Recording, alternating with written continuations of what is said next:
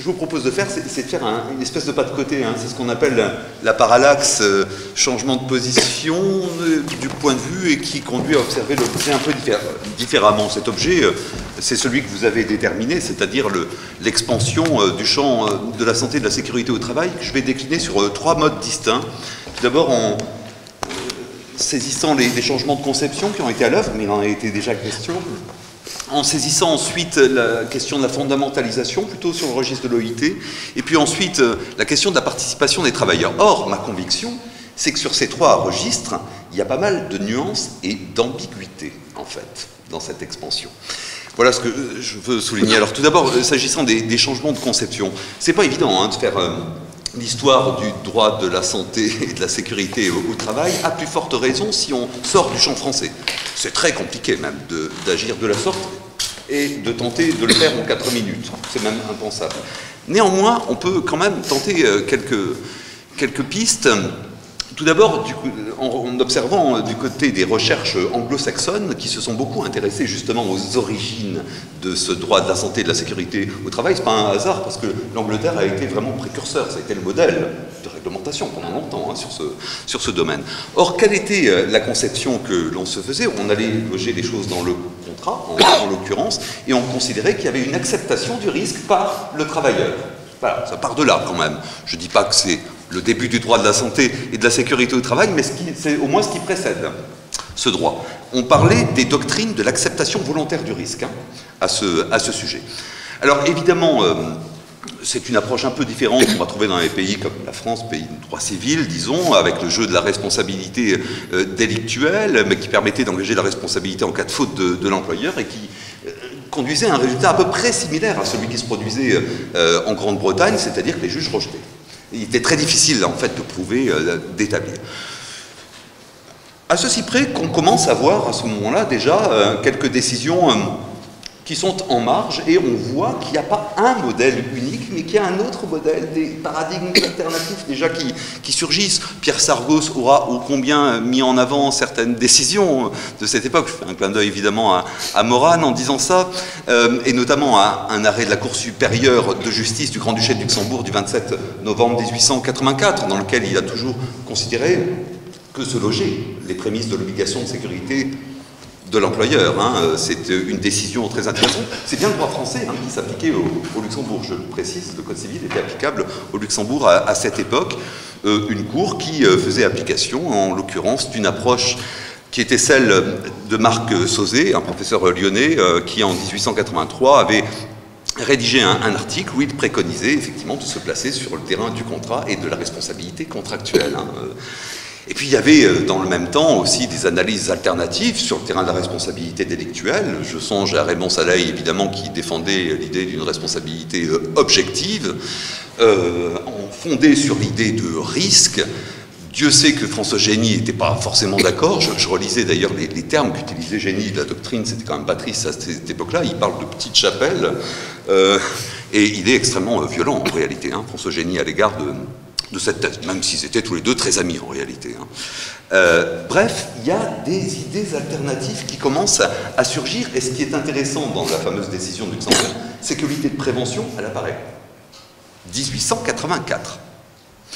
Elle va vite être enterrée, hein, du fait de la loi de 1898, bien évidemment, mais c'est dire qu'il y a déjà quelque chose qui perce. Ça, c'est, disons, une première phase. Et puis la deuxième phase, qui va être assez longue, c'est évidemment celle qui va tourner, et vous avez utilisé ces termes à plusieurs reprises, de protection, de prévention.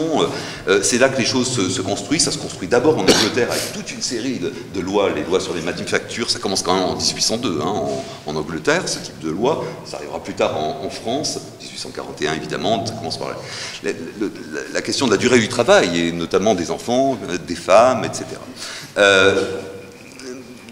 Il y a une histoire effectivement assez longue qui se joue là, mais j'insiste simplement sur un trait commun entre les lois françaises et celles d'autres pays, c'est que se pose un vrai problème d'application des lois. Un problème de contrôle, le rôle d'inspecteurs, c'est pas suffisamment nombreux, etc., etc. Et des inspecteurs qui endossent plutôt un rôle d'accompagnateur. Hein, à cette époque, plutôt que de contrôleur. douleur, mais faute d'avoir de toute façon aussi les moyens de le faire. Ce qui est absolument certain, et tu l'as dit, Hervé, tout à l'heure, c'est que le modèle de la responsabilité sans faute qui va dominer dans une large mesure pendant des décennies était sous-tendu par l'idée que les accidents du travail, voire les décès au travail, étaient inhérents à la production industrielle et ne pouvaient dès lors être éradiqués par des lois plus strictes en matière de santé et de sécurité au travail. Il y avait une sorte de fatalité, tu l'as exprimé, je crois, très bien, ça me semble assez clair. Sans que ces logiques disparaissent, une autre est revenue en avant, c'est celle dont vous avez beaucoup parlé, c'est la logique évidemment de prévention. Je vais citer votre ouvrage, parce que vous confrontez évidemment ces notions de protection et de prévention, et vous écrivez que les deux notions n'ont pas le même sens. Vous l'avez bien dit. Là où la prévention se fixe pour objectif premier d'éviter le risque, la protection induit de le contenir. Alors, effectivement, c'est ce qui va se passer, et on retombe à peu près sur les mêmes dates que celles que tu évoquais tout à l'heure, les années 50-60, à l'échelle internationale. À l'échelle internationale. C'est dire qu'il n'y a pas de spécificité française. Les débats dont on parle ne sont pas du tout franco-français. On trouve les mêmes logiques dans d'autres pays, notamment anglo-saxons. C'est cette percée, effectivement, de la logique de prévention, c'est cette sensibilisation que tu as signalée à l'égard des maladies professionnelles, c'est, face à des constats et des réalités qui sont tout à fait partagées, hein, c'est le rôle aussi de mouvements militants qui vont jouer un rôle absolument essentiel en matière de santé et de sécurité au travail. C'est un type de réglementation différent. On voit commence à voir surgir ce qu'on connaît très bien en France, des documents qu'on dénomme de différentes manières, des guides, on parle d'objectifs, enfin, c'est un vocabulaire effectivement qui va se développer avec l'idée d'une procéduralisation même. Et évidemment, quand on regarde du côté, en tout cas de l'Union européenne, de l'Europe, disons, la directive cadre de 1989 va jouer un rôle tout à fait important dans l'émergence de cette nouvelle logique et de prévention en particulier, avec la nécessité d'évaluer les risques, de les contrôler, de les éviter, cette nécessité de discussion aussi, j'y reviendrai tout à l'heure, avec les représentants des travailleurs. Ces logiques nouvelles ont aussi trouvé des traductions particulières en France, hein. Je pense à la loi du 8 août 2016, s'agissant du volet particulier de l'inaptitude, c'est vrai que l'idée de dialogue est quand même omniprésente, je trouve, dans cette loi. Tout se co-construit entre plusieurs acteurs, l'employeur, le médecin du travail et le salarié. Puis de nouvelles notions aussi ont surgi plus récemment, je pense bien sûr à la désinsertion professionnelle, et de ce point de vue, la loi du 2 août 2021, dénommée pour renforcer la prévention en santé au travail, et qui transpose l'ANI du 9 décembre 2020, apparaît tout à fait emblématique, je crois, de cette orientation. Son objectif consistant à faire prévaloir, je cite, une culture de la prévention sur les mécanismes de répartition des atteintes à la santé des travailleurs. Alors, prévention des risques et de la désinsertion professionnelle, création de services de prévention et de santé au travail, en rénovant les anciens services de santé au travail, amélioration du suivi des travailleurs, y compris des non-salariés, et sans parler des évolutions intervenues au niveau de la gouvernance, bien sûr, du système de santé au travail. Alors tout ça me fait penser à une chose, c'est qu'il y a plusieurs finalités qui traversent sans doute ce droit de la santé et de la sécurité au travail. La protection, tu l'as dit, hein, elle n'a pas disparu, elle est là. La réparation, elle est peut-être moins là qu'elle ne l'était, mais bon. La prévention, elle est là. L'idée d'inclusion, eh oui, c'est une finalité aussi qui est venue s'ajouter assez récemment, mais elle est quand même assez nette. Et ça conduit à, une fois qu'on a pointé ces finalités, à s'interroger peut-être sur les fonctions même du droit de la santé et de la sécurité au travail.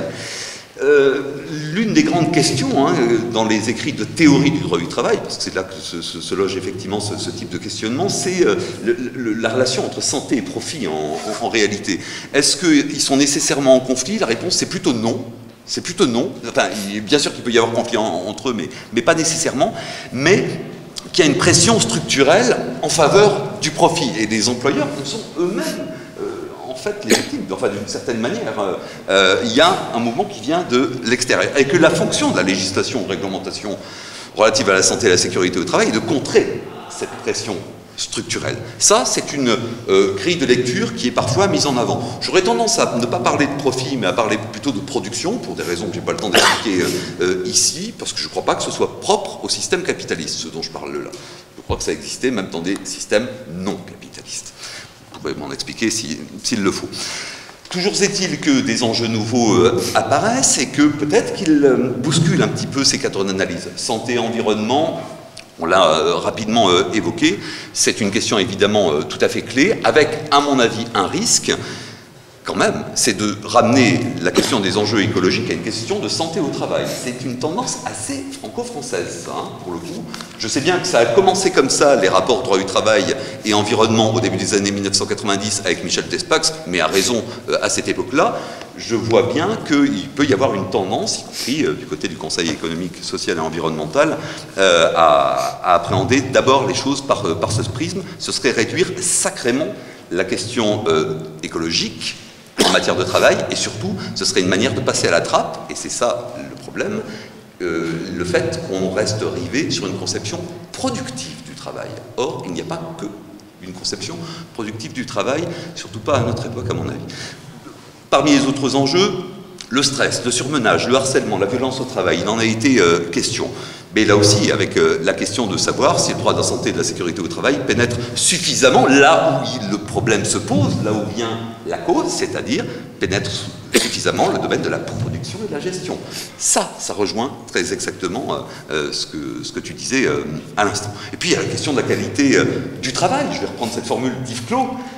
Il en était question dans le propos d'Emmanuel tout à l'heure, mais évidemment la question de savoir jusqu'où on va sur ce terrain-là. Voilà déjà des nuances qui apparaissent. J'en viens à la fondamentalisation très rapidement, sans avoir souligné au préalable les passages remarquables sur les sources du droit de la santé au travail de votre ouvrage. Ces passages sont absolument indispensables. Et le dernier paragraphe, vous vous souvenez sur quoi il porte ? Ah oui, voilà, c'est la montée en, je ne sais plus quelle est la terminologie exacte, mais la montée en puissance, en fait, du droit souple.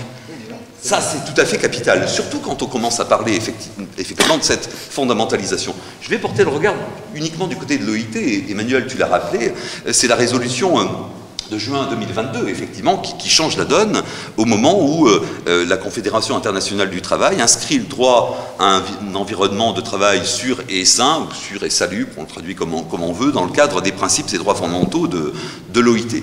C'était une préoccupation ancienne, d'ailleurs on en trouve trace en 1919 dans le traité de Versailles, on en trouve trace dans la déclaration de Philadelphie, mais enfin en 1998, quand on consacre cette déclaration relative aux principes et droits fondamentaux du travail, on ne l'inscrit pas. On ne l'a pas fait en 1998. Il va falloir attendre 2022 pour que cela se fasse. Avec un enjeu considérable, évidemment, c'est la conséquence que tu rappelais tout à l'heure, c'est que les États membres de l'OIT, dès lors que c'est dans cette déclaration, quel que soit leur niveau de développement économique, s'engagent à respecter, à promouvoir ce principe et ce droit, qu'ils aient ou non ratifié les conventions internationales concernées. En l'occurrence, ces deux conventions qui sont avant tout visées, numéro 155 sur la sécurité et la santé des travailleurs de 1981 et la convention numéro 197 sur le cadre promotionnel pour la sécurité et la santé au travail de 2006. On les ajoute donc à 8 autres conventions dites fondamentales.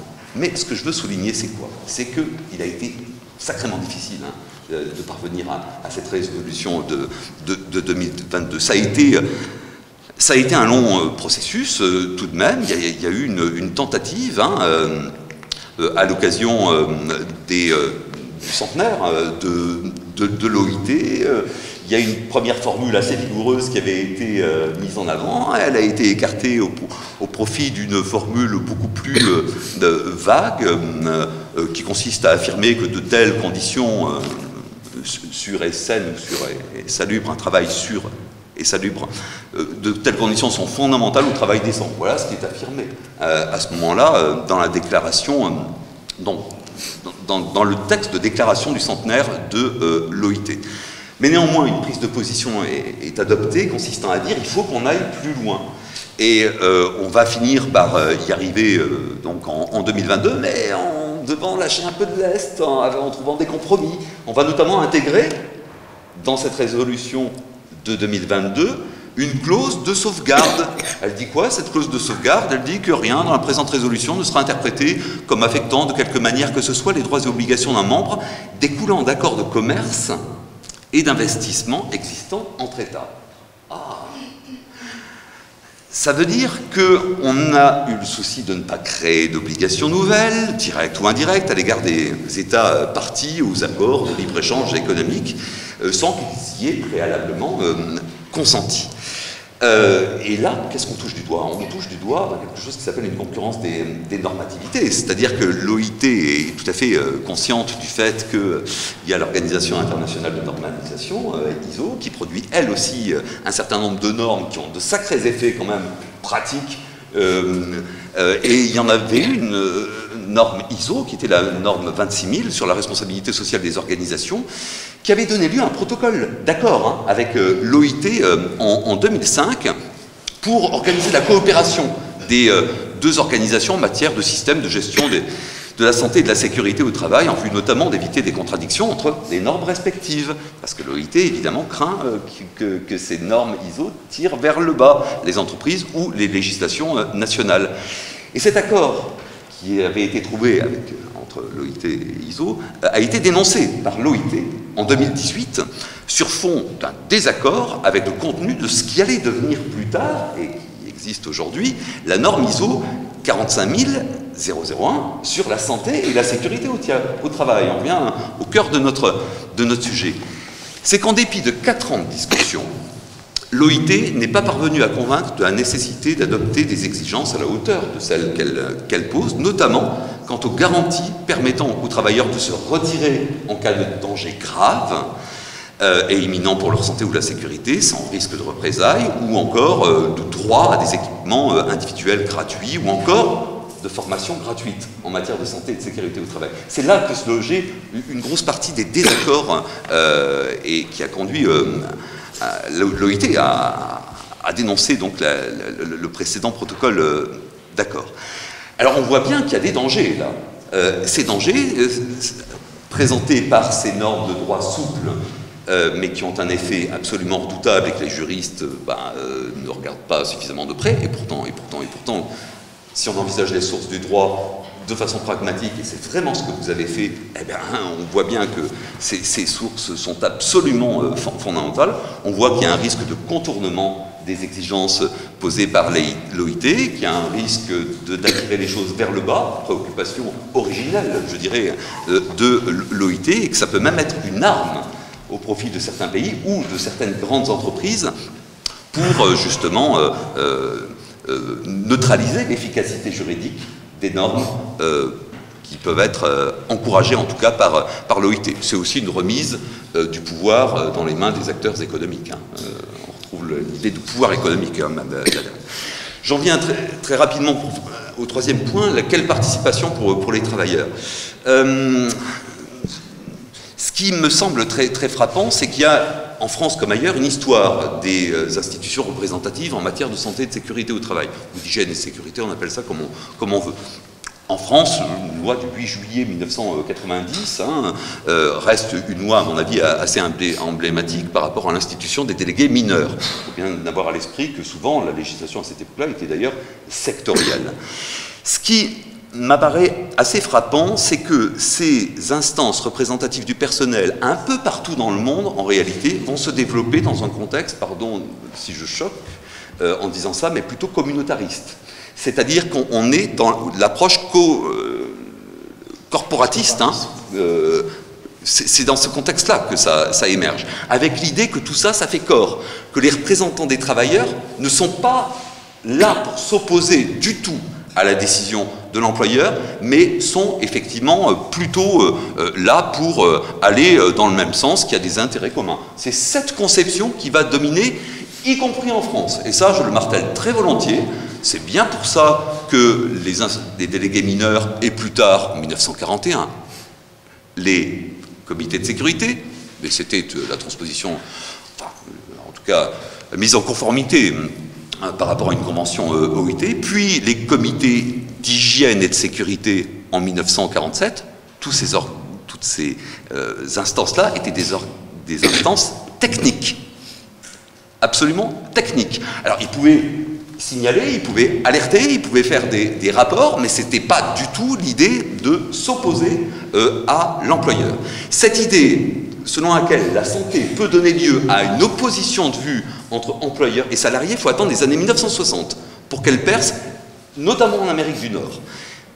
Toujours les mêmes mouvements militants dont je parlais tout à l'heure. Et évidemment, ça va un petit peu modifier les choses. Je crois que l'invention du CHSCT, pour le coup, avec la loi du 23 décembre 1982, s'inscrivait un peu dans ce mouvement, hein, selon lequel le CHSCT il pouvait défendre des intérêts propres et, le cas échéant, s'opposant à l'employeur. Et c'est ce qui a contribué à accroître finalement la jurisprudence, mais il faudra un certain temps pour que cette approche se développe. Évidemment que le CSE a changé la donne. Quelque peu. Par rapport à ça, ça me semble assez évident, d'autant que si on regarde du côté de l'Espagne, par exemple, 8 novembre 1995, loi sur la prévention des risques professionnels en Espagne, on crée des instances spécifiques de représentants des travailleurs, délégués à la prévention, comité d'hygiène et de sécurité, bref, mouvement un peu inverse de celui que signifie en tout cas la fusion des instances représentatives du personnel. Bon, enfin, il y a un gros point d'interrogation derrière cela. Ce que je veux néanmoins signaler, c'est que manifestement, la négociation collective prévue ou envisagée qu'elle soit dans les textes légaux, elle ne prend pas tellement, tu le rappelais tout à l'heure Emmanuel, les chiffres en fait pour l'année 2023 s'agissant de la négociation sur les conditions de travail, à l'échelle de toutes les entreprises, c'est 6% des accords, et si on prend les entreprises de moins de 50 salariés, c'est 3%. C'est sacrément maigrelet, et quand on va en plus regarder, comme tu le signalais, de plus près sur quoi ça porte, ça montre bien que la négociation collective, eh bien on a beaucoup de mal encore hein, en France, mais ça vaut aussi ailleurs. Hein. C'est pas là non plus une spécificité française, j'insiste sur cet aspect. On sent que c'est plutôt du côté du CSE et plutôt du côté d'une concertation que les choses se jouent. Il suffit de songer d'ailleurs aux arrêts rendus par le Conseil d'État, non seulement le 21 mars 2023, mais également en décembre 2023, pour voir que dans la négociation collective relative à un PSE, la question de la santé et de la sécurité n'a pas nécessairement à se loger dans l'accord lui-même. Et c'est plutôt l'apanage du CSE pour le coup. Et donc, ça veut dire qu'on cherche la manière dont la participation des travailleurs doit s'incarner, doit prendre forme, qu'on n'a pas trouvé ce modèle-là, que le dialogue professionnel est manifestement l'une des questions centrales sur le sujet. Tu l'as très bien souligné, Emmanuel. Certaines grandes figures, je pense à Yves Clos, ont pris des initiatives majeures là dans les temps qui viennent. Hein. Yves Clos, pour faire court, c'est le plus grand psychologue du travail français, enfin, grand spécialiste, je crois, de psychologie du travail. Ce dialogue professionnel, on ne voit pas très bien ce que c'est, parce qu'il y a plein de variétés. Il y a le dialogue professionnel qui est impulsé par le management, il y a celui qui va venir immédiatement des salariés, il y a celui qui va donner lieu à des espaces informels de discussion, d'autres qui va se concrétiser par plutôt des espaces formels de dialogue social. Est-ce que c'est la même chose que le droit d'expression directe et collective? Certains diront oui, d'autres non. Vous êtes plutôt vous sur le non, puisque ça correspond à deux développements, et je vous rejoins assez volontiers. Bref, il y a beaucoup d'énigmes, mais un enjeu qui est celui de la voix des travailleurs, dont on sait bien qu'elle est indispensable pour construire ces questions, ces réponses et ces solutions, et cette prévention en matière de santé et de sécurité au travail. Et pour conclure, je dirais simplement, ce qui rejoint ce que tu disais tout à l'heure, c'est que si l'un des défis de notre temps, et là j'exprime une conviction qui n'est évidemment que personnelle, si l'un des défis de notre temps consiste à rétablir urgemment la dimension politique du travail, là où a sévi la dimension économique pendant trop longtemps, c'est amusant, je ne suis pas le seul à le dire, puisque l'ancien directeur de cabinet de Muriel Pénicaud publie un ouvrage où il dit à peu près la même chose, en disant on s'est planté pendant 40 ans par rapport à cela. Donc ça n'a rien de particulièrement, je crois, révolutionnaire de le dire, mais ça me paraît indispensable. Eh bien, si on admet cette prémisse, nul doute que cette question de la santé et de la sécurité du travail se trouve au cœur de ces discussions et de ces problématiques et des enjeux qui nous attendent. Je vous remercie.